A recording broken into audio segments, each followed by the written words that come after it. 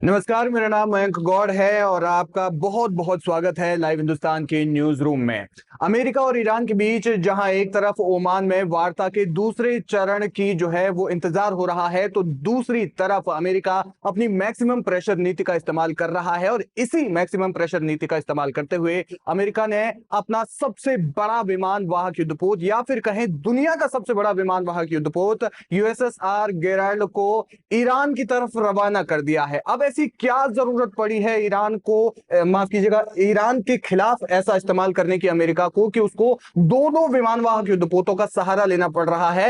ये जो है वो तमाम बातें हम जानेंगे और ईरान इस समय किस तरीके से बढ़त बनाए हुए है ये भी हम जानेंगे। हमारे साथ मौजूद है हमारे सहयोगी इमरान खान। दिन दुनिया शो में आप इनको अक्सर देखते हैं और जो है इमरान, मैं आपसे जानना चाहता हूं कि जी किस तरीके से, सबसे पहले तो जब भी कोई देश किसी दूसरे देश पर हमला करता है तो आमतौर पर एक ही विमान वाहक युद्धपोत तैयार करता है और उसके साथ साथ में या फिर उसकी डिप्लॉयमेंट करता है। लेकिन ईरान के मामले में यहाँ पर दो जहाजों को भेजा गया है, दो विमान वाहक युद्धपोतों को भेजा गया है। क्या कारण इसका है? देखिए मैंक, इसको प्रेसिडेंट ट्रंप की मैक्सिमम दबाव बनाने की रणनीति के तौर पर, जो उनका तरीकाकार है काम करने का, उसके तौर पर हम देख सकते हैं। बिल्कुल। पहले अभी जैसे ही तनाव बढ़ा अमेरिका और ईरान के दरमियान, और उसके बाद अमेरिका ने कहा कि हम अपना सबसे बड़ा जंगी बेड़ा भेज रहे हैं, यूएसएस अब्राहम लिंकन। बड़े जोश और खरोश के साथ वो बेड़ा चल पड़ा, फारस की खाड़ी पर पहुंच गया, ईरान के समंदर के नजदीक पहुंच गया। और जो पश्चिमी मीडिया था उसमें ये रिपोर्ट्स आने लगी कि वो कैसा है, कितना ताकतवर है, और इस बार ईरान का काम तमाम हो जाएगा और इस बार ईरान इसके वार से बच नहीं पाएगा। इस तरह की तमाम चीजें हुई। लेकिन आखिर में क्या निकला इसका कि भाई ईरान को बात करना चाहिए, हमारे साथ आना चाहिए। ईरान ने भी कहा ठीक है, अगर बातचीत का दरवाजा खुला है तो उनकी तो नीति ही है और उन्होंने उसको हमेशा बना के रखा है कि बातचीत के दरवाजे बंद नहीं होने चाहिए। वो हर बार कहते हैं कि आपको मुकाबला करना है तो आइए, हम तैयार हैं मुकाबले के लिए, लेकिन अगर बातचीत की रणनीति है आपकी और बातचीत के दरवाजे खुले तो भी हम तैयार हैं।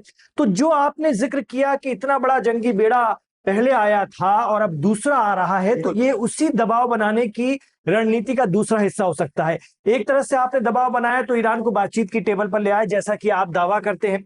दूसरी तरफ आप अपना दूसरा जंगी बेड़ा, जिसका नाम आपने क्या बताया, हमारे दर्शकों को फिर से बताइए। बिल्कुल, यूएसएस गेराल्ड। जी, यूएसएस गेराल्ड ये लेकर आ रहे हैं, यूएसएस गेराल्ड। और इसका मतलब ये है कि हो सकता है ईरान को एक बार फिर से प्रेशर में लाने की कोशिश हो, जैसी कि ट्रंप की रणनीति है कि भाई आप मिसाइल प्रोग्राम पर क्यों नहीं बात करना चाहते, आप प्रॉक्सीज पर क्यों नहीं बात करना चाहते। जैसे ईरान ने इस बातचीत के शुरू होने से पहले ही साफ कह दिया था।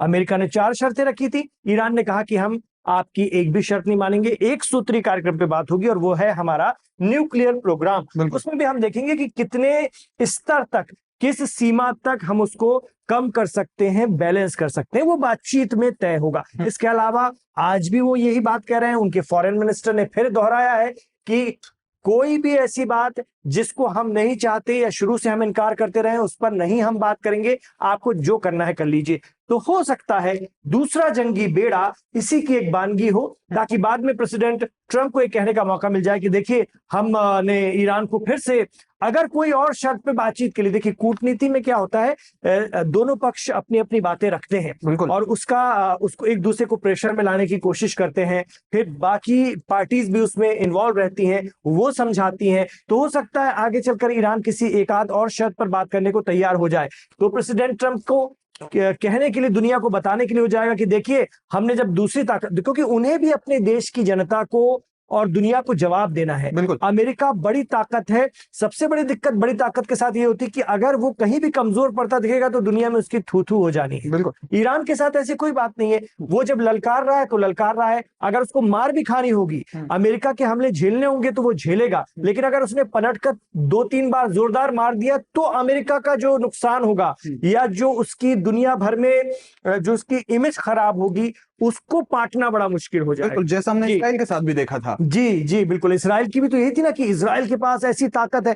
आपने देखा होगा मयंक की पिछले यानी 12 दिनों की जंग में दुनिया भर से लोग इस्राइल पहुंचे थे, मीडिया के लोग, बड़े बड़े मीडिया के लोग इस्राइल पहुंचे थे और यही बताने की कोशिश हो रही थी कि इस्राइल के पास तो दुनिया की सबसे जबरदस्त ताकत है, उसका एयर डिफेंस सिस्टम दुनिया का सबसे शानदार एयर डिफेंस सिस्टम है, उसका कोई मुकाबला नहीं है। लेकिन जब ईरान ने मारना शुरू किया, जब मारना शुरू किया उसके बाद से कोई बताने वाला नहीं था, और खुद इसराइल ने जब फुटेज जारी किए तब दुनिया ने देखा। उसके बाद से इस बार आपने देखा कि कोई वहां पर जाकर के इसराइल का गुणगान करने के लिए खड़ा हुआ हो? नहीं। वो इसलिए नहीं कि आपकी जो शक्ति होती है, या जो कहते हैं ना, बंद मुट्ठी लाख की और खुल गई तो खाक की। तो अमेरिका बस उसी बात से डरता है, जो सुपर पावर की इमेज है वो बरकरार रहनी चाहिए। यही वजह है कि ट्रंप को कहने को हो जाएगा कि देखो ईरान को हमने फिर दबाव में ले आया, इसलिए किसी मुद्दे पर मान लीजिए, फर्ज कीजिए कि एक किसी और मुद्दे पर बात करने को राजी हो गया तो, वरना अभी तक तो यही सिचुएशन है कि कोई बातचीत नहीं होगी सिवाय न्यूक्लियर एनरिचमेंट के। इसके अलावा कोई प्रॉक्सी की बात नहीं होगी, कोई मिसाइल प्रोग्राम की बात नहीं होगी। और इसराइल पूरा दबाव बना रहा है कि अमेरिका मिसाइल प्रोग्राम पर बातचीत के लिए ईरान को ले आए। बिल्कुल, और ये सिर्फ किसी विमान वाहक युद्धपोत की बात नहीं है, ये उस मुल्क के साथ में युद्ध की बात है जिस पर आपने दुनिया भर के तमाम प्रतिबंध लगा रखे हैं। एक ऐसा प्रतिबंध नहीं है जो आपने छोड़ा है, और बावजूद उसके जब आपको इतनी बड़ी फ्लीट वहां पर भेजनी पड़ रही है, तो मतलब इसका अंदाजा लगाया जा सकता है कि ईरान ने फिर अपनी जो ताकत है, जो स्वदेशी ताकत है, वो कितनी ज्यादा डेवलप कर ली है, और अमेरिका उससे कितना ज्यादा डर रहा है। जी, तो सबसे पहले तो यूएसएस गेराल्ड क्या है, क्या इसकी खासियत है, ये आपको थोड़ा सा बताते हैं। आपको ये बता देते हैं कि यूएसएस गेराल्ड जो है वो दुनिया का सबसे बड़ा विमान वाहक युद्धपोत है इमरान। 1 लाख टन इसका जो है वजन है, और एक साथ में 75 से 90 या तो फिर लड़ाकू विमान और हेलीकॉप्टर इसके साथ में तैनात किए जा सकते हैं। और पहले से ही एक जो है वहां पर फारस की खाड़ी में पहले से तैनात है, तो यकीनन अमेरिका दबाव बनाना चाहता है। हालांकि ईरान ये साफ साफ पहले भी कह चुका है कि एक तरफ आप बातचीत के लिए आना चाहते हैं, लेकिन दूसरी तरफ आप फिर दबाव बनाने की कोशिश कर रहे हैं, आप हमला करने की कोशिश करते हैं, तो फिर ये दोनों चीजें एक साथ नहीं चलेगी। और यही इस वक्त ट्रंप का, जो कि पहले भी उन पर प्रेशर था कि वो किसी ना किसी तरीके से ईरान को बस बातचीत की मेज पर लाना चाहते थे, और अभी क्या लगता है कि क्या वो इस तरीके से भी बातचीत की मेज पर ही लाना चाहते हैं? बिल्कुल, ये जैसे उनका टैरिफ का रहता है ना कि 50% टैरिफ की बात करते हैं, और उसके बाद नेगोशिएशन की टेबल पर और अंदर खाने बात करके जो है ठीक है भाई 18% पर दोनों राजी, ना तुम्हारी हार ना हमारी जीत। तो ये उनका अपना स्टाइल है। इसको हम इसका अगर एनालिसिस करें, इसका विश्लेषण करें, तो हम ये देखते हैं कि ये उनका अपना तरीका कार है काम करने का, और वो यही काम इसी तरह से कर रहे हैं। कई बार उनको बड़ी कामयाबी मिल जाती है, और कई बार जो है छोटी कामयाबी मिलती है जिसे वो बड़ा बताकर दिखा देते हैं। तो ये उनका काम करने का तरीका है, इसका स्टाइल है। इसमें आप इससे ज्यादा और कुछ नहीं कहा जा सकता। इसके अलावा आपके पास और ईरान की खासियत क्या है जो आप हमारे दर्शकों को लेने का? मैं आपको दूसरी स्लाइड जो है दिखाना चाहता हूं। ईरान ने आज जमजम 1 नाम की एक सैटेलाइट लॉन्च की है, और ये सैटेलाइट लॉन्च करना आप पीछे जो है वो तस्वीर पर देख भी सकते हैं कि कजाकिस्तान से ही लॉन्च की गई है, और रूस ने इसमें पूरी की पूरी ईरान की मदद की है। और जिस तरीके से सैटेलाइट लॉन्च हुई है, ये स्पेस में 36,000 किलोमीटर की ऊंचाई पर तैनात की गई है। क्यों है ये खास और क्या इसकी खासियत है? दरअसल आपने देखा होगा कि पिछले दिनों ईरान के अंदर जो है वो जब इंटरनेट बैन हुआ, या फिर उसके बाद स्टारलिंक ने मदद की, तो फिर ये तमाम चीजें ये ब्रॉडकास्टिंग के लिए खासतौर पर ये जो सैटेलाइट है वो लॉन्च की गई है, ताकि जो अंदर का जो ब्रॉडकास्टिंग नेटवर्क है वो बहुत ज्यादा दुरुस्त रहे, और जब युद्ध की या फिर किसी भी दूसरी तरीके की स्थिति बने, तो फिर लोग सोशल मीडिया की तरह जो फर्जी खबरें आ रही है या फिर उस तरीके से भ्रम में ना रहें। तो ईरान जो वास्तव में कर रहा है, ईरान का जो इस्लामिक शासन वास्तव में क्या कर रहा है, कितनी मार जो है दे रहा है इसराइल या फिर अमेरिका को, वो तमाम चीजों को ठीक करने के लिए ये सैटेलाइट लॉन्च की गई है। एक और अब जो है वो मैं ये आपसे जानना चाहता हूं कि जिस तरीके से इराक में अब नए प्रधानमंत्री बने हैं, अमेरिका को लेकर के उसका बहुत ज्यादा दबाव है, लेकिन उसको ईरान और इराक की जब ये जो नए प्रधानमंत्री बन गए हैं, तो फिर इसके बाद से दोनों देशों की और ज्यादा मजबूती की कहानी बताई जा रही है। इसके पीछे आपका क्या पिक्चर है? बिल्कुल, क्योंकि बड़ी वजह यह है कि इराक की एक बड़ी सरहद है जहां से आईएसआईएस यानी दाइश के लोग सक्रिय हैं, और ईरान को बड़ा खतरा है वहां से कि अगर हमला हुआ तो उस बॉर्डर से भी हो सकता है। ऐसी स्थिति में इराक में जो अब नई रिजीम बनने जा रही है, जो नई सरकार आ रही है चुनाव के बाद, जिसका अमेरिका विरोध भी कर रहा था, वो कहीं ना कहीं ईरान के फेवर में होने वाली है, प्रो ईरान होने वाली है, जिससे ईरान को बड़ी राहत होगी और ईरान को कार्रवाई करने में आसानी होगी उन तत्वों के खिलाफ जो इसराइल की शह पाकर और पर्दे के पीछे, हो सकता अमेरिका की भी शह पाकर, ईरान पर हमले का मंसूबा बना रहे हो। इसके अलावा एक और अहम बात अब आपको बताएंगे, ये जो जंग के हालात बने हैं ये अभी खत्म नहीं हुए हैं या कम नहीं हुए हैं, बातचीत भले ही चल रही है, लेकिन खबर आ रही है कि ईरान ने इस बार इसराइल की टॉप लीडरशिप की एक हिट लिस्ट बना दी है। जी हाँ, ये बहुत बड़ी जी एक बहुत बड़ी बात है मयंक। और सबसे बड़ी ये है कि आमतौर पर यह देखा जाता था कि अक्सर इसराइल से इस तरह की हिट लिस्ट बनती थी, लेकिन ये पहली बार हो रहा है जब ईरान से हिट लिस्ट बनी है। और उसमें कौन कौन से नाम है जरा ये भी जान लीजिए। इस बार जो ईरान में IRGC यानी पासदारान इस्लाम की तरफ से जो हिट लिस्ट बनाई गई है उसमें PM बेंजामिन नेतन्याहू का नाम सबसे आगे है इस हिट लिस्ट में। इसके अलावा मोसाद के जो चीफ हैं डेविड बर्निया, उनका नाम है।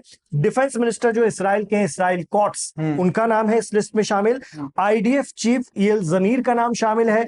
एयरफोर्स के चीफ जो है तोमर बार, इनका नाम भी इस हिट लिस्ट में है। और मिलिट्री इंटेलिजेंस जो है इसराइल की, उसके जो हेड हैं शलोमी, उनका भी नाम इस हिट लिस्ट में शामिल है। तो ईरानी मीडिया ने, खबर यह है, कुछ मीडिया रिपोर्ट्स बता रही हैं कि ईरानी मीडिया ने बाकायदा इस तरह की हिट लिस्ट दिखाई है, वो बार बार दिखा रहे हैं और ये दावा कर रहे हैं कि हमने इन नेताओं को, इन लीडर्स को टारगेट पर ले लिया है इसराइल के। तो ये भी अपने आप में एक दबाव बनाने की, जो साइकोलॉजिकल वॉर चलता है ना मैं, उसकी एक तरीकाकार हो सकता है जो इस बार ईरान, आपने देखा इस बार ईरान शुरू से जो है एक कदम आगे चल रहा है। हो सकता है इन 6 ही महीनों में, सिर्फ 6 महीने हुए हैं, लेकिन इस 6 ही महीनों में उसने बहुत कुछ सीख लिया है और यही वजह है कि वो इस बार एक कदम हर स्तर पर आगे है। अब तक इसराइल धमकाया करता था, अब ईरान धमका रहा है और साथ में ये भी कह रहा है कि जिसको हम पर अटैक करना है करके दिखा दो। चैलेंज कर रहा है, ललकार रहा है। ये अपने आप में बहुत बड़ी बात है और ये हिटलिस्ट इस तरह की जारी कर देना, ये तो अपने आप में बहुत ही बड़ी बात है। और इसको हम सिर्फ एक खबर के तौर पर नहीं ले सकते, क्योंकि ईरान के जो प्रॉक्सी संगठन रहे हैं, चाहे हिजबुल्लाह हो चाहे यमन के हूती हो, ये सच है कि इनकी मिसाइलें और इनके रॉकेट्स PM नेतन्याहू के घर तक पहुंचे हैं। बिल्कुल। और उनके बेडरूम की खिड़कियां तक टूटी हैं। हमने बिल्कुल बाकायदा तस्वीरें भी जारी की गई कई बार। तो इसलिए इसको हल्के में नहीं लिया जा सकता, इसको सिर्फ एक खबर के रूप में नहीं लिया जा सकता। तो ईरान इस तरह के मोड में आया नजर आता है। बिल्कुल। और ये जो जिस तरीके से एक शिफ्ट है, स्ट्रेटेजिक शिफ्ट जिसको हम कहें, कि पहले जो डिफेंसिव नीति होती थी, लेकिन जब देखा कि भाई इसराइल लगातार धमका रहा है, अमेरिका लगातार धमकियां दे रहा है, तो उसके बाद ये जो शिफ्ट है वो डिफेंसिव से हट करके अब ऑफेंसिव की तरफ जाती हुई हमें नजर आ रही है। फिलहाल मैं एक आखिरी कॉल आपसे लेना चाहूंगा कि जिस तरीके से अब US रणनीति बना रहा है, दो युद्धपोत भेज दिए हैं, और फिर इसके अलावा अब तो खाड़ी देशों में हम देखते हैं कि सऊदी अरब थोड़ा डिप्लोमेटिकली पीछे हट रहा है, UAE के साथ में भी थोड़ा सा चीजें पीछे हट रही हैं। तो क्या ईरान अब मिडिल ईस्ट में एक बार फिर से मतलब वो देश बनकर उभरा है कि जिसको शक्ति के तौर पर या फिर जियोपॉलिटिक्स के नजरिए से किसी भी तरीके से नजरअंदाज नहीं किया जा सकता? बिल्कुल, ये जो सिचुएशन है आज की वर्तमान स्थिति है, इसके नतीजे क्या होंगे ये तो वक्त बताएगा, लेकिन नतीजे जो भी हो, ईरान एक बड़ी ताकत के रूप में मिडिल ईस्ट की उभरने जा रहा है। ये आने वाले दिनों में हम खुद देखेंगे, क्योंकि इसमें हार मिले या जीत मिले, नुकसान हो या बहुत ज्यादा फायदा हो, लेकिन ये हमेशा कहा जाएगा कि एक ताकत है जो सामने खड़े होकर सीना तान के लड़ती है, मजबूती से डटी रहती है और किसी के आगे नहीं झुकती। ये जो बात थी, ये इन एक महीने में, यानी 2026 की शुरुआत में, अब फरवरी आ गया है, फरवरी मध्य आने जा रहा है, उसमें हमने देखा ईरान का रवैया, ईरान की अवाम का रवैया, IRGC के लोगों का रवैया, वहां के सुप्रीम लीडर जो हैं इमाम सैयद आयतुल्लाह अली खामनेई साहब, उनका रवैया, इसने बता दिया है नतीजा जो भी हो, लेकिन एक ताकत है दुनिया में जो नहीं डरती है, किसी से नहीं डरती है, कोई शक्ति उसके आगे नहीं टिकती है। और खुद इमाम खामनेई कहते रहे हैं कि हमारे लिए सिर्फ अल्लाह ही काफी है, एक सुप्रीम पावर के आगे हम झुकते हैं, इसके अलावा न किसी ताकत से हमें बात करनी है। तुम तुम्हारे रास्ते, हम हमारे रास्ते, लेकिन जो हमारे रास्ते में आएगा उसे उसका खामियाजा भुगतना पड़ेगा। इतनी बड़ी बात वो खुलकर जब बार बार करें, ये लास्ट उनका संदेश था आवाम को, अपने देश के लोगों को। ऐसी स्थिति में ये चर्चा हमेशा दुनिया में बनी रहेगी।